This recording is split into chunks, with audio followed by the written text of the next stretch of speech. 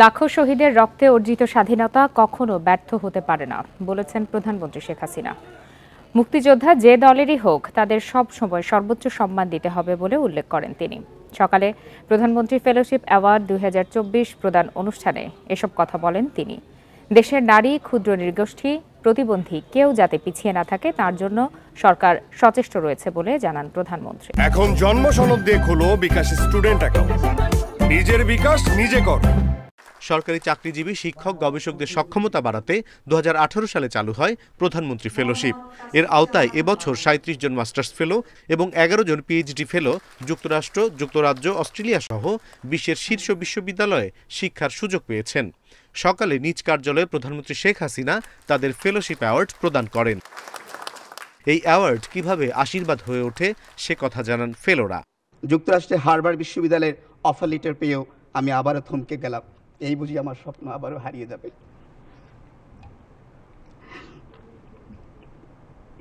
তখনই আমার কাছে প্রদীপ হয়ে আসলো প্রধানমন্ত্রী ফেলোশিপ। আমি আত্মবিশ্বাসের সাথে আবেদন করলাম এবং চূড়ান্তভাবে নির্বাচিত হলাম। এই স্বচ্ছতায় আমি আজ শতভাগ নিশ্চিত, দেশপ্রেম ও পড়াশোনা কখনো বৃথা যায় না। প্রধানমন্ত্রী তার ভাষণে বলেন, বিজ্ঞান, প্রযুক্তি, কৃষি সহ বিভিন্ন ক্ষেত্রে গবেষণার উপর জোর দেয় সরকার। অতীতে বিএনপি জামাত সরকার গবেষণার পথ যেভাবে বন্ধ করেছিল, ভবিষ্যতে তা রুখতে ট্রাস্ট করা হবে। যাই এখন দেব, একটা ট্রাস্ট ফান্ড করে দেব, যে পট করে কেউ যেন আর বন্ধ করতে না পারি। তবে এখন আমরা যে স্কলারশিপটা দিচ্ছি, এবার যেটা দিলাম, এটা আমাদের যদি চালু রাখতে হয় তাহলে 5,000 কোটি টাকার একটা ফান্ড লাগে। মুক্তিযোদ্ধাদের সর্বোচ্চ সম্মান নিশ্চিতের উপর তাগিদ দেন বঙ্গবন্ধু কন্যা।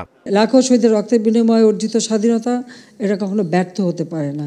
তাদের সম্মানটা সর্বোচ্চ থাকবে।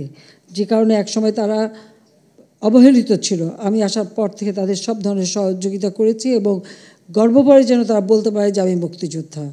আমার মতামতের সাথে নাও থাকতে পারে, আমার দলে নাও থাকতে পারে, কিন্তু তারপরেও সে মুক্তিযোদ্ধা। কাজে আমার কাছে সবাই সম্মানিত, আর সেই সম্মানটা যুগ যুগ ধরে এদেশের মানুষ তাদেরকে দেবে, সেটাই আমরা চাই। চতুর্থ শিল্প বিপ্লব মোকাবিলায় তরুণদের উপযুক্ত করে গড়ে তোলার প্রত্যয় জানান সরকার প্রধান। অনিমেষ কর, ইন্ডিপেন্ডেন্ট নিউজ, ঢাকা।